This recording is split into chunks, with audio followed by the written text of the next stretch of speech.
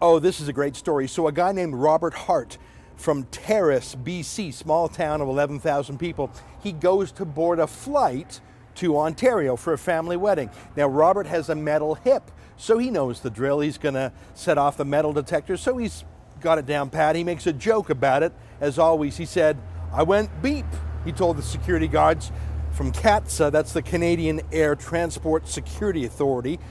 Now, this is Terrace, tiny town. Everyone knows each other there. They know Rob. He knows them. He's not a terrorist. He's just got a metal hip. But we're Canadians, so we still follow the rules, even dumb rules. And Robert's ready to go through the same stupid search he goes through every time, as if any sane person would think he's a terrorist. So he's ready to submit. But the security guard this time says no. She refuses to even search him. She said, quote, "I'm sorry, you're going to have to take another flight," unquote. And she just refused to do a pat down on him because she's a woman and he's a man. Now, he said he was fine with that anyways. His wife could still supervise, but the CATSA guard, always on guard against terrorists, you see, said no.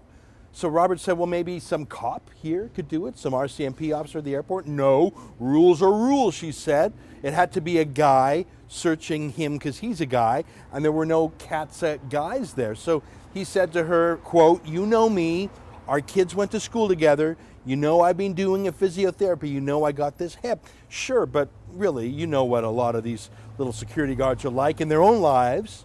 They have no power, they're not important, no one does what they say, but then they go to the job and wear their little uniforms and all of a sudden they have enormous power over anyone. Very personal, intimate power, the power to touch people, to grope them really, the power to compel anyone, a boss, a CEO, a rival, a friend, an enemy, an ex-boyfriend, ex-girlfriend, to take off clothing, to stop, to endure humiliations we would not accept in any other walk of life.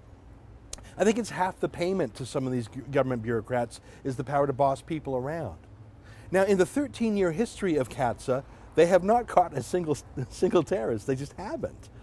But they've humiliated millions of Canadians, cost us billions of dollars, and taken a lot of the fun out of travel. And in this case, they told Robert that they simply wouldn't do their job with him, and he'd have to cancel his flight to a wedding and try again another time, or maybe another day, when the bureaucracy got around to sending a man CATSA guard to search him. Look, CATSA is abusive and grotesque. As we know from access to information requests, CATSA staff constantly steal money and other properties from passengers who are forced to put it in bins. Robert Hart was too friendly, but if he wants to fight fire with fire, I have some advice for our metal-hipped friend for next time.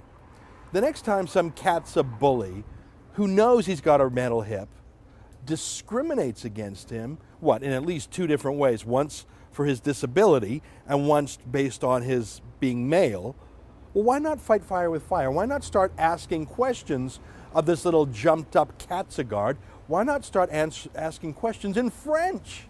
Of course, neither Robert nor the CATSA trooper in Terrace, BC speak French. They're in Terrace, BC. They don't speak French there.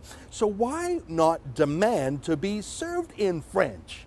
We're a bilingual country, and airports are federally regulated. Just start saying things in French, anything. Champagne, croissant, René Lévesque, whatever. And demand to be served by this little nightclub bouncer in French. For TheRebel.media, I'm Ezra Levant.